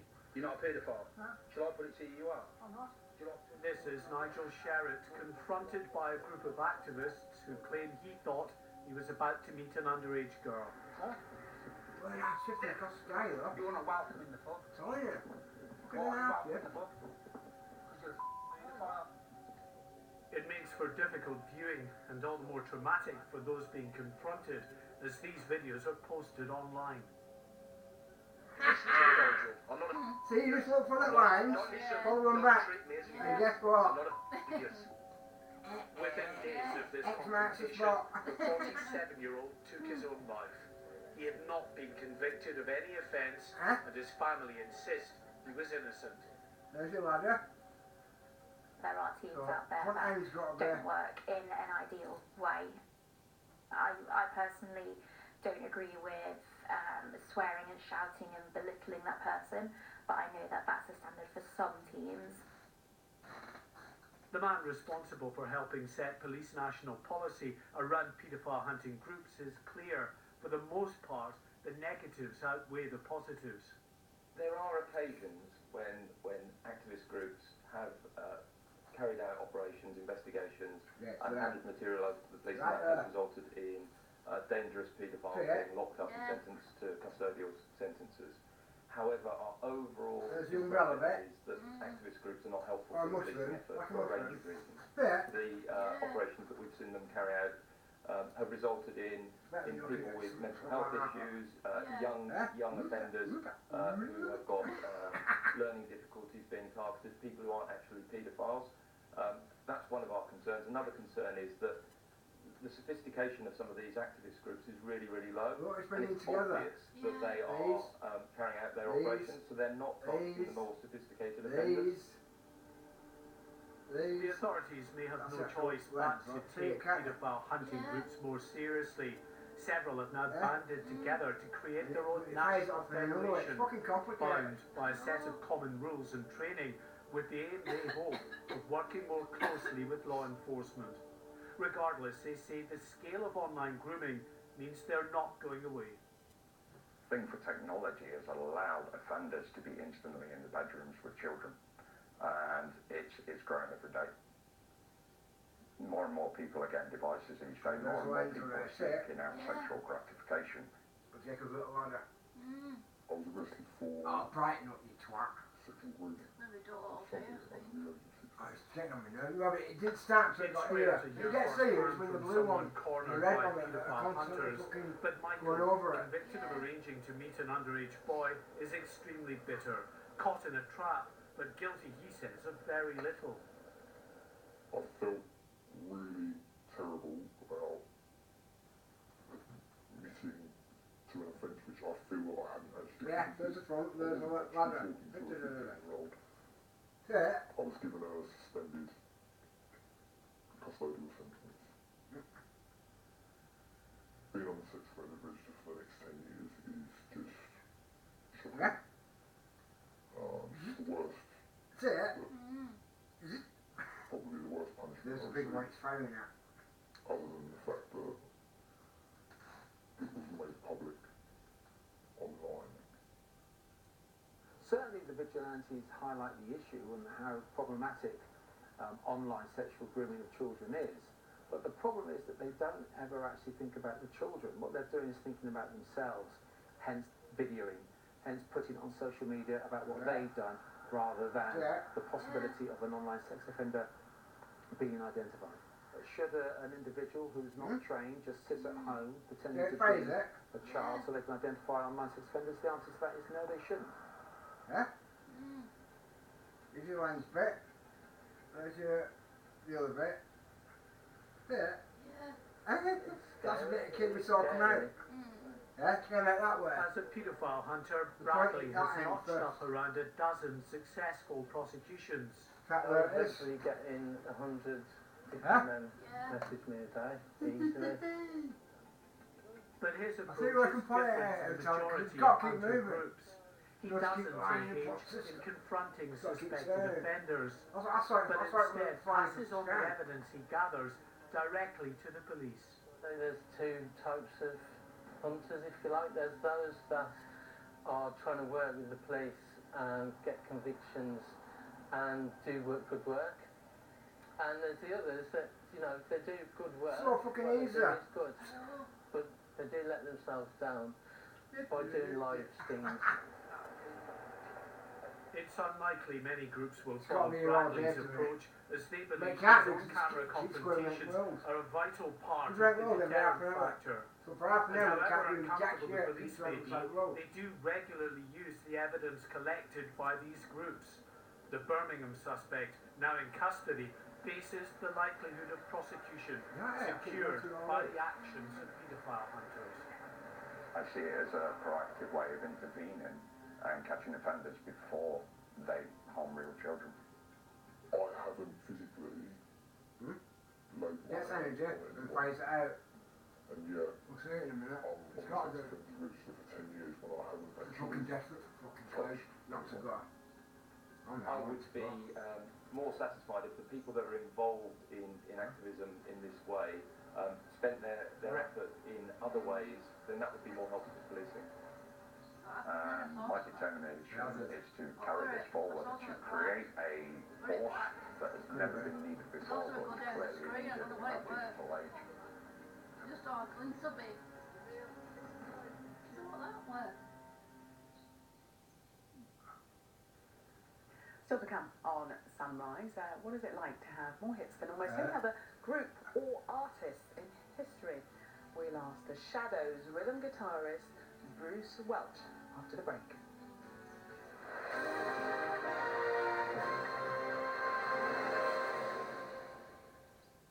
What I saw this morning till we get close. Gravity keeps us grounded, right? Shapes our understanding of the world. But for every rule, there's an exception.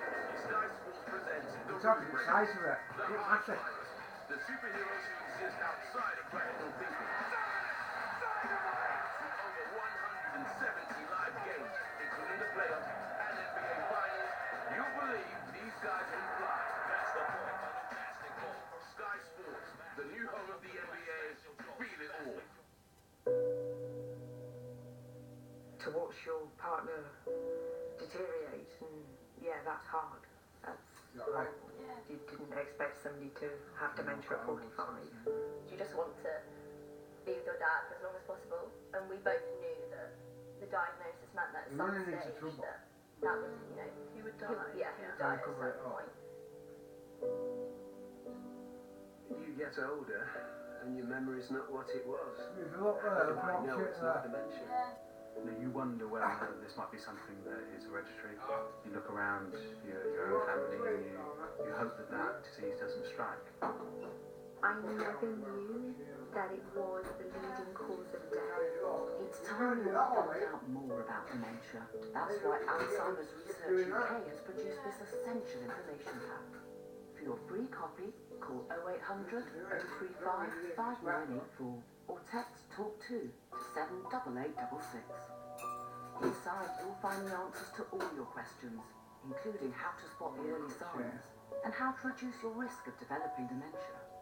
Oh, this would have been really helpful to have had this before my father was diagnosed. I think if we'd have had this guide earlier, we would have gone to the doctor sooner.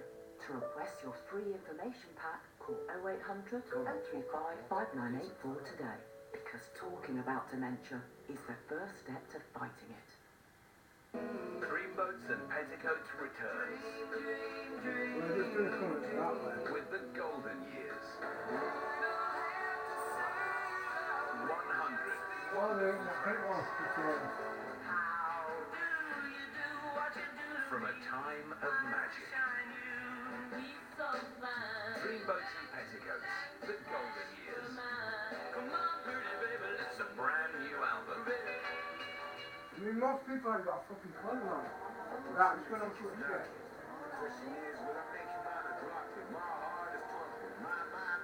Yeah, headphones, it's fucking fine. Out there, it's like...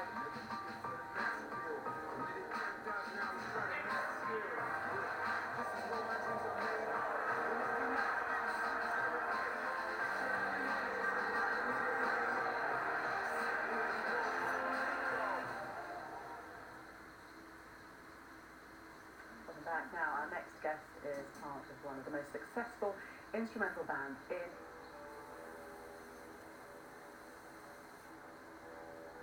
topped the UK charts with hits like Move It and Wonderful Land. And now they're trying to reach new audiences through a new compilation album, Dreamboats and Petticoats, The Golden Years. And rhythm guitarist Bruce Welch joins us now in the studio on his birthday of all days. We've got to start by saying very happy birthday to you. Thank you. 16 again. Obviously, as if we would question that. So, I mean, it's just such a whole body of work, 100 tracks on this, and this is a whole era, isn't it? I mean, it's just people's life story almost. It is, the 50s and 60s, yeah. And we say that, well, UK's most top tens. Mm-hmm. What's the actual figure? Is this more than, what's barring Elvis? You've had the we're talking about hits. Yeah. About. I think, you caught me there, I think we've had something like 68 or something like that, because the Shadows had about, caught me out now, about 34 hits I think the Shadows had, and I think we played 34 with Cliff and the Shadows, a lot. Phenomenal. A lot. Phenomenal. And you spent 8 weeks at #1 with Wonderful Land, yeah. Apache before that was 6 weeks, so. Amazing. The boy's done good. I think so. I think we can safely say that. Yeah. For you, I mean, it's a lot of years that we're talking about. What is the highlight thing, do you think? Is there a period of one highlight. I think, or is there a period of time that you think these were the... In terms of the Shadows, when we had Apache, which was our first hit by ourselves when we were 18, and that sold 1 million records, and that's a great thrill when you're a kid, you know. I know, at 18, were you sort of prepared for that? Because you must have been propelled into... Well, we started when we were 16. Hank and I were 16, and Cliff was much older. He was 17. Much older. Much older. The album was very much a catalogue of your life. So was it quite emotional putting all these songs together? Because presumably there'd be, good times in your life, but bad days as well, with the guys. Was it quite? But that's what music does, isn't it? To everybody. Everybody has good times and bad times with music. Happy memories, bad memories. But that's what songs are. They're pointers in your life, whether it's a sad ballad or a really happy song. It affects all of us. We're all the same. And you and Hank Marvin, a fantastic combination, and a very identifiable sound, I would say. That as soon as you hear that guitar, you know you're listening to Hank's guitar, the old Fender Stratocaster, yeah. And you have one, don't you? I've got it. Oh, the one, yeah. 1959 Strat, yeah. Was it hard picking out the songs and then having to leave some songs on the back burner?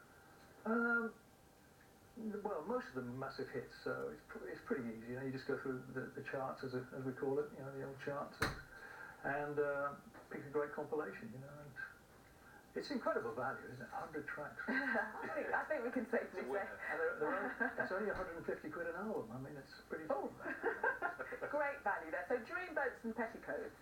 Can you tell us a bit about the name? A gentleman called Brian Berg came up with the whole idea.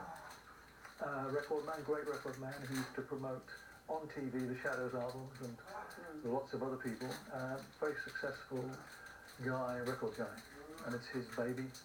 And these albums have sold over 4 million copies.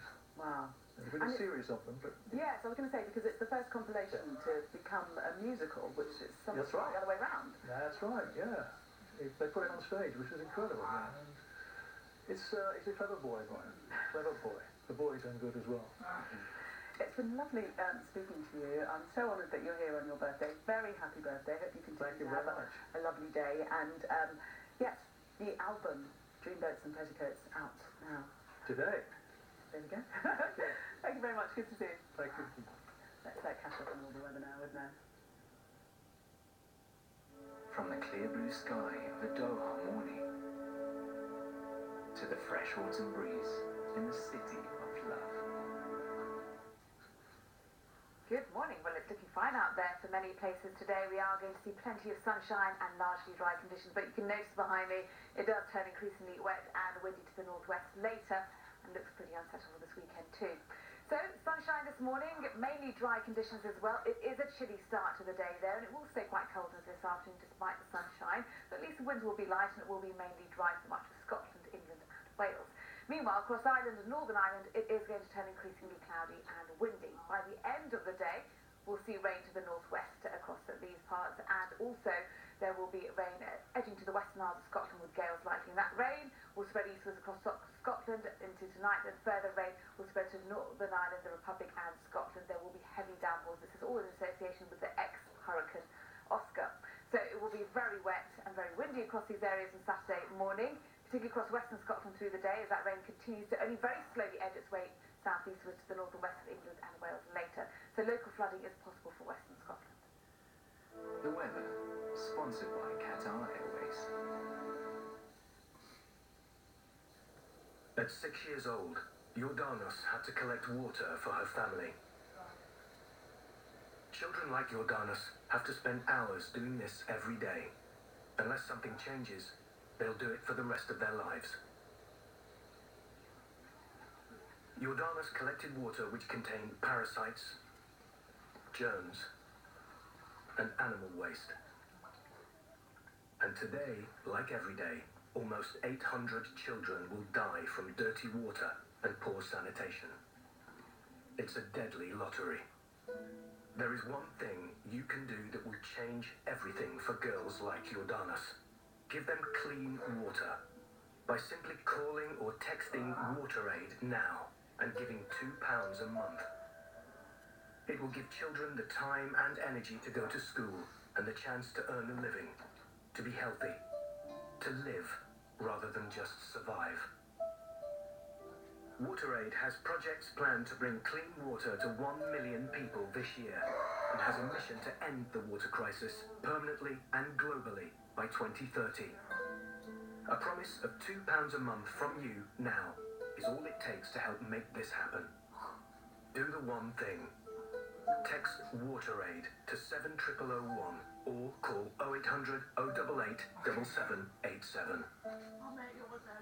It's so easy to find great local tradespeople thanks to mybuilder.com. Just post your job and you'll get responses from local trades, screened by MyBuilder and reviewed by previous customers. Being able to look at reviews from other people, it gives you that reassurance that they're going to do a good job. Post your job on mybuilder.com. It's easy and it's free.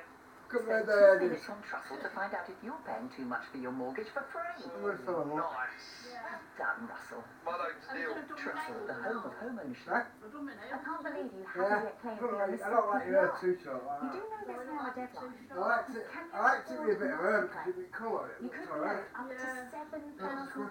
It'll soon grow. There are billions still unclaimed, but you only have until August 2019 to do it. If you can't remember your loans or you've mislaid information, don't worry. Call Gladstone Brooks now on 08000 48 49 50. Gladstone Brooks.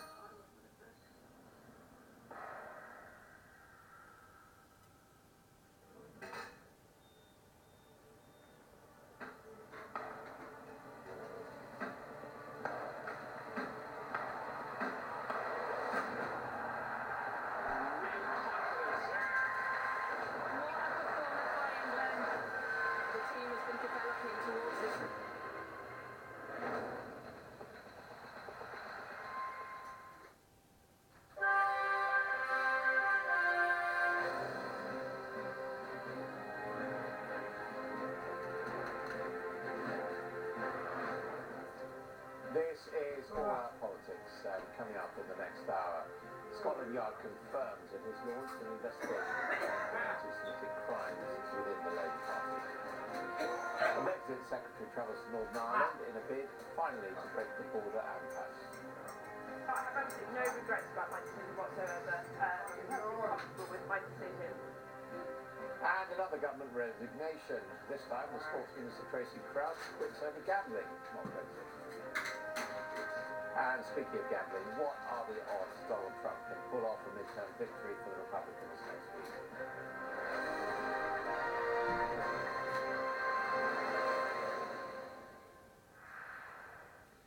Good morning and welcome to All Out Politics, our hour of news, debate and opinion from the heart of Westminster. The Metropolitan Police have announced this morning that officers have begun an investigation into allegations of anti-Semitic hate crimes within the Labour Party. Scotland Yard, which was handed a leaked dossier of claims in September, is now seeking advice from the Crown Prosecution Service.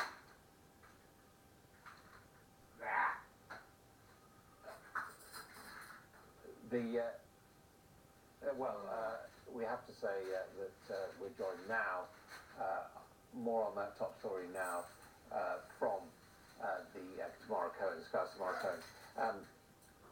Sorry about that, Tamara. Well, tell us first of all, is this really about a cover-up within the Labour Party? Well, for ages the Labour Party were asked about complaints of anti-Semitism and what the party was doing about them. Then in September, a file of 45 of them was handed to LBC Radio. They got a former Metropolitan Police commander to look at them, and he said that at least 17 of them should have been referred to the police because they were potential hate crimes. The police have now looked at them, and they've said a criminal investigation has begun. So we're waiting to find out more about that. But to give you an idea, it was a lot of anti-Semitic comments made online. One of them was that a Jewish MP should get a good kicking, that MPs should be thrown off buildings, really offensive stuff. The police are now looking at some of those individual members of the Labour Party, not the Labour Party itself, as part of what could be quite a long-running criminal investigation. The Labour Party, we understand, have not actually been contacted by the police, but they gave us a statement saying the party has a robust system for investigating complaints of alleged breaches of Labour Party rules by its members. Where someone feels they have been a victim of a crime, they should report it to police in the Well, let's be usual clear. That's all right, no. But now, this has gone to police, and actually people are saying This they should have report referred it to suggests the that they sat on those claims and that they should have handed them to the police. The police will now look at them, but the entire summer was dominated for Labour by this scandal about anti-Semitism. In fact, since Jeremy Corbyn became leader, this has been periodically a major problem for the Labour Party, and Tom Watson, the deputy leader, who's taken a much firmer line on this, said today that he found it very depressing. Jeremy Corbyn said in his party confidence speech he wanted to rebuild trust with the Jewish community and tackle this issue. This suggests it's not going anywhere. And another report that's been sat on concerning the former Home Secretary Amber Rudd, who resigned over Windrush.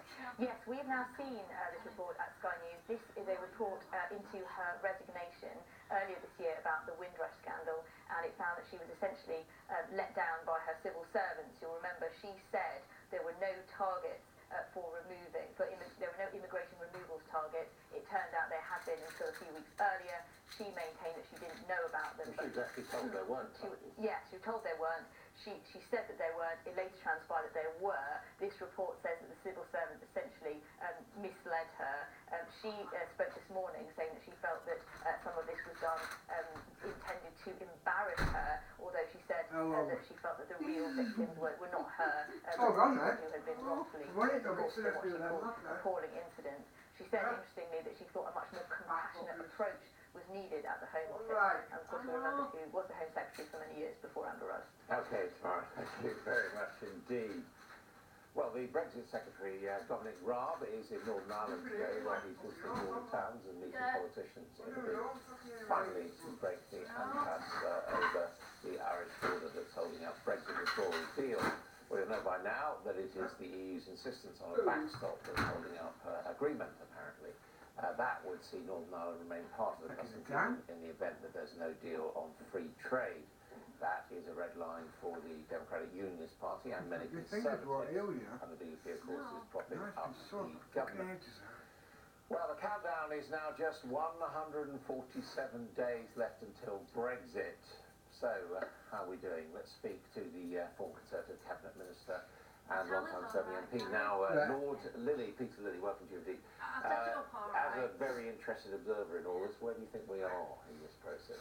well, we're not where we ought to be. That's quite sure. We've made commitments on the Irish border which are unnecessary and are being used as a lever both by the EU and by some people within the government to try and keep us within the customs union.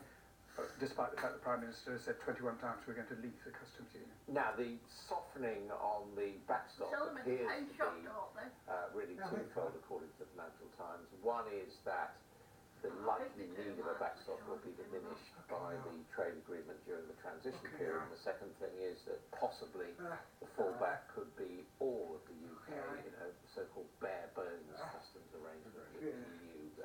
Surely those are compromises. No, keeping the whole of the UK within the customs union is surrender. It is a complete betrayal of what the Prime Minister said, of what we had in our Conservatives had in their manifesto, even of what Labour had in their manifesto. 84% of the people at the last election voted for parties committed to leaving the customs union. It would be extraordinary if we were to renege on those promises and the betrayal of democracy. Now, this is technical stuff, though. It's not technical. We're going to get more time now because it's that close.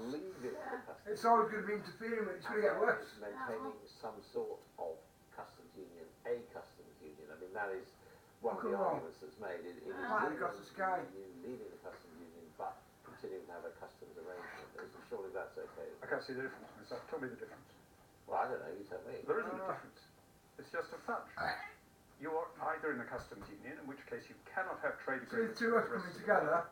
You are obliged to accept the tariffs imposed by the European Union as your external tariffs, or you leave, in which case you can have trade agreements with the rest of the world, and the rest of the world is where the growth in trade will be. And why, in your view, is it Well, for two reasons. Democratic one, that we said we would, and that's what people voted for, both in the referendum and in the subsequent general election. And because if you don't leave it, you cannot form trade agreements. I could spot him out on it. Can't hide it, I've seen it that much. And you cannot reduce your tariffs unilaterally on goods which we don't manufacture, but we have to buy behind this protectionist wall from inefficient producers within the EU. I mean, there are 2 points on that. First is that our biggest trading bloc at the moment is the rest of the European Union, including the Republic of Ireland. And it will remain so, whether we're in or out the customs union, though it's declining but proportion. The customs union is there to facilitate trade with our biggest trading bloc. Well, we should be able to facilitate it in any case by reducing to the minimum it's amazing how many times you see it. That will be required if we're in a free trade area, not a customs union. The Switzerland, because they're doing the lingerie, aren't they? They weren't doing that, they were doing C1. They do not find friction. Well, I've never seen doing it because would you be happy with Norway? Scattering all that fucking... No, but I'm just saying that you don't need a customs union to eliminate serious friction at the border. And the other point, of course, is that you say this is not what was voted for in the referendum. The referendum question is pretty simple. And we get claims from leaders that actually it said in the government document that we would have to leave the customs union if there was a vote to leave the European Union. It doesn't actually say that. I've read it. Well, in the government document, yes, but it nonetheless costs. And they held out the cost of leaving. Just factually. Yeah, but you've also to leave the customs union. It was a clear vote to leave the customs union. But why? On the basis of what? Because that's what everybody said. Was there anybody campaigning during the referendum who said we could leave and stay within the customs union? At various times, both Dan Hannan. No, not during the referendum campaign.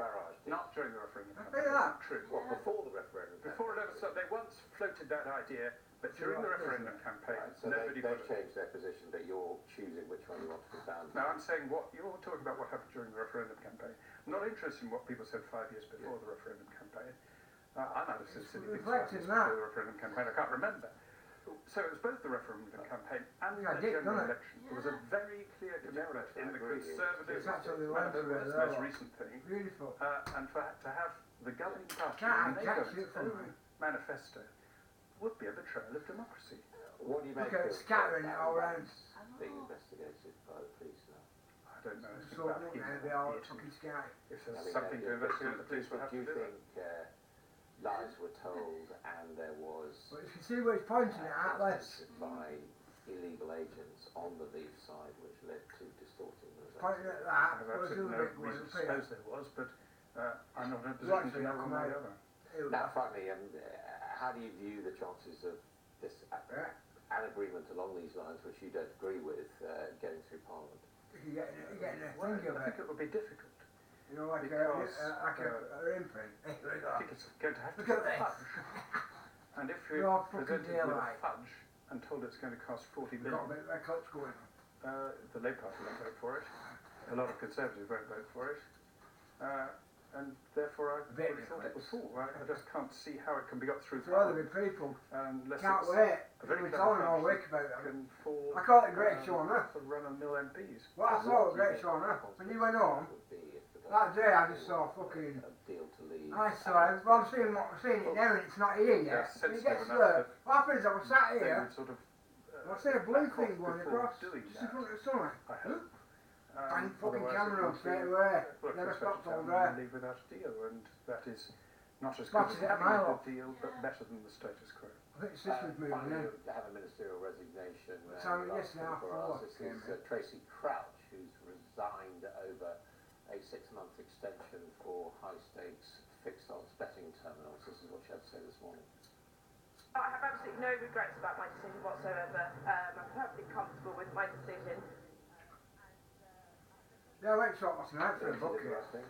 Well, my initial reaction was she was right on policy that wrong to resign. The more I think about it, she probably had no option but to resign since she was directly responsible for defending, or would have been, for defending a delay in which she didn't believe.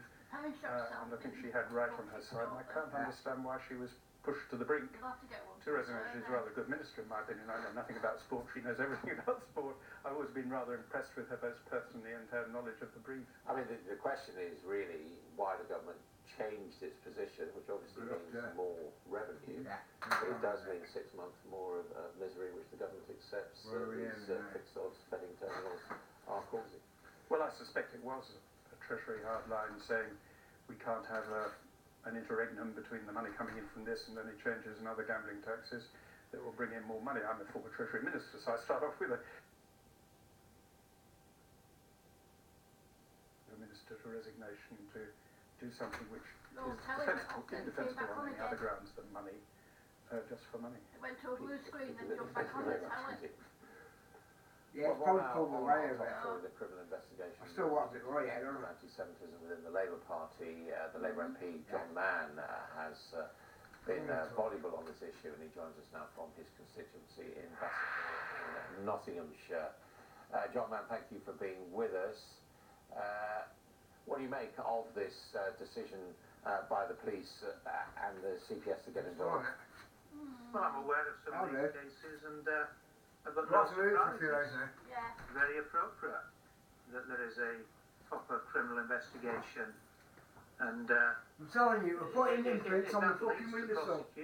Inside, we're doing it on the three. people in the Labour Party, machinery Our first belong one, to it's got, AXA. I can't hear it, we're doing it on it, Some of we're this doing it stuff now. they failed to There pass you go. on to the police, Oh, which would that's Lensera. be very major. There's an it on my tree.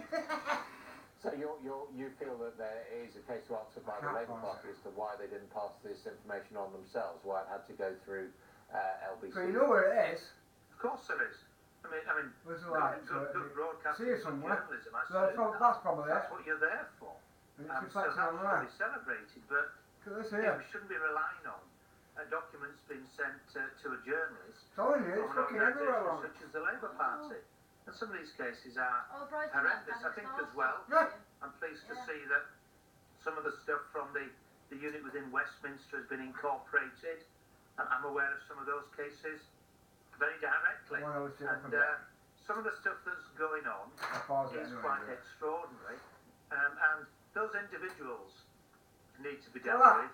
But the culture behind it that leads to people feeling they can issue threats of violence and worse also dealt with, and at some stage hasn't been dealt with by the Labour Party, and it needs to be. Of course, many membership organisations like the Labour Party will say that their preference is to deal with these things internally. Are you do so then is the answer to that. Do so. Deal with these people We're going to get into the same one. Throw them out. And that hasn't been happening. In fact, there seems to be a rowing back from the Labour Party executive in relation to that. And here we're talking about direct threats of violence, as well as racist abuse. And for any organisation that's prominent in society, that organisation needs to get its act together and sort itself out. That's the first thing that should happen. Some of these cases go well beyond that kind of threshold, though. Some of them require and have had already police action. Are they coming for the food? And you know the details of these cases. It needs moving over that bit. Yeah. So, I know that there has already been police activity appropriately, and I anticipate cases going to court. That's right and proper. I think with this, there probably will be more. I mean, it's the police, the Crown Prosecution have to make the evidential judgment, not me. I'm aware of some of the cases, and I would be surprised if they don't proceed to court. What said absolutely. See what I mean, mate? It's scattered it all over us. What the head of the Met has said today, that these are appropriate to be investigated. Fucking hell, it's bad enough and it's all frightening. Look at that one. Could there be any liability on the part of the Labour Party for, a lot of balls, isn't it? I don't know, aiding and abetting? Those ones are right. I'd rather watch that. Well, listen, I think about politicians. You have to bear in mind that the Labour Party and politics in Westminster is not naive about what's been going on. We've had some horrific, violent threats from the far right, including attempted murder. A very decent and honourable MP. A number of us have had cases that have led to convictions through the courts already. The fact that some of these now are coming from the far left inside the Labour Party, there has been previous conviction there in relation to my family as well already. So the fact that there are more shouldn't come as a surprise to people. It should be a shock. People should be horrified. Yeah, can only put 4 on Facebook. If you like insiders, do an album. those within the party machine, those on top of parties, I'm going to force that here. What have we got going on here? And you know, many of us have been shifting, warned isn't it? about the atmosphere. That is fucking shifting, and that's not flying. That's built up, and that Look at it go. leadership to deal with. And you know, this stuff is more than. I can't see it, but it's still look at that baby go. And what response would you like specifically from the party leader, Mr. Corbyn, now? Well, I'd like a response. That'd be a good start. I'd like a response. You know, why should people like me, my family, have violent threats against us from inside the Labour Party? Do you know what I mean? About 1, 2, 3, 4, 5. They'll be all rendered. You know, quite robust. That's when they're all converging, you know it. In a sense, I'm not quite used to this. But why should any of us be facing that? Why should that be regarded as acceptable? Why shouldn't there be automatically people rushing to act, to clamp down and stop this? And you know, the levels of abuse and violent threats and serious violent threats have escalated and increased. So it's good and appropriate that the police are acting. John Mann, thank you very much indeed for joining us. This is your role, eh? Politics. Yeah. Coming up next, we'll take a look at the opinions of the papers today. This one in The Guardian, their take on Tracy Crouch's resignation. I've got that good experience on it.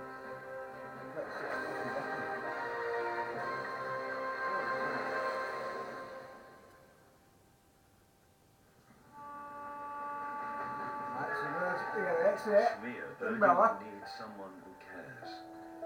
Not someone There who it could is. force her to work for scraps of food. That'd be the umbrella bit. Annika urgently That'll needs be the someone ball to end of protect it, and on the her, other end, not someone who could beat colour her into balls, doing actually. things no child should. So it can project it. Shamia urgently So the needs system's someone got to to give be her down hope, over there not somewhere. someone who would marry her when she's still just a child. Find out where it's firing it up. Will you sponsor a child today? Call 0800 035 That next 4473 firing down. to start the incredible journey of Take it child from the sun and sponsorship. firing it down. We'll send you a special pack all about the little girl or boy you sponsor, including their photo. Over time, These you'll are the see the effects you get on. transformation for yourself through beautiful handwritten letters and drawings directly from your child. You'll also be able to write to them letters they'll treasure forever. Through your sponsorship, you'll help local Action Aid workers create real change in the community so that children are protected, have enough to eat, and can go to That's school. what it's on the window. We urgently need someone who believes that It's every good that child it's against that deserves trade, to be so safe I from don't danger know. and abuse. Right now, there's a child Nothing like waiting it, for talk someone about like lines you. of that. Please call 0800 035 4473 now Where's that and bloody choose ladder? to sponsor a little girl or boy without Best shame. thing to look for. I was telling you late last night what to look for. Just keep your eye out for an umbrella. Attach a couple of balls and a ladder on the end of it. Simple as that. That's what it looks like. And I posted it, haven't I? I posted what there it is. Some things are just better together. That's Max's spot. The incredible. Yeah, I missed it longer. Now on You know what you're looking for. Hello, possible. Anybody who knows about that lens system will know exactly what to look for. You now looking at That's where I am now. I know exactly what I'm looking for. I can't get it wrong. It's so fucking easy. I'm really spotting out. Look out for the ladder. See the ladder? UN International Day Huh? to end impunity for crimes against journalists. Yeah. And There's the umbrella. It's pointing more like that, so we're only getting a little side shot of it. In the Daily It's not long stretched out, but believe me, that's it. Britain is taking back control in the World Oh, Trade you see the ladder. and that the government's detractors are either Remainers or don't understand the issues. The paper's cartoon shows General May in the First World War trenches telling the troops that Brexit negotiations will all be over by Christmas in 4 years' time. While in The Guardian, Steve Bell's cartoon, a dead horse prime minister is one of the fixed odds betting terminals that led Tracy Crouch. Oh, that's it again. Tracy Crouch to resign. So you've got two going on here. The machine, you'll notice, only accepts new Brexit 50p coins. And the Brexit campaigner Anne Banks is portrayed as a Russian doll in the Times as the National Crime Agency investigates the funding of Leave EU. In The Eye, the New Statesman Stephen Bush argues it's time for the Labour hierarchy to have that difficult conversation after John McDonnell backed Philip Hammond's tax cuts. Back in the Daily Telegraph, the editor of The Spectator, Fraser Nelson, advises the Tories to learn from President Trump's political tactics, arguing they need to understand that culture, country and liberty are what matters to voters, not the economy. The Guardian's Gary Young writes in a piece from Wisconsin. He warns that democracy is going to be a big loser in next week's US midterms because of voter suppression. And in the Times, Sky's economic editor Ed Conway has in praise of Paul Volcker, former chairman of the Federal Reserve, who's just released his memoirs at the age of 91. It would hard to disagree, Ed writes, that with Volcker, that we're in a hell of a mess in every direction.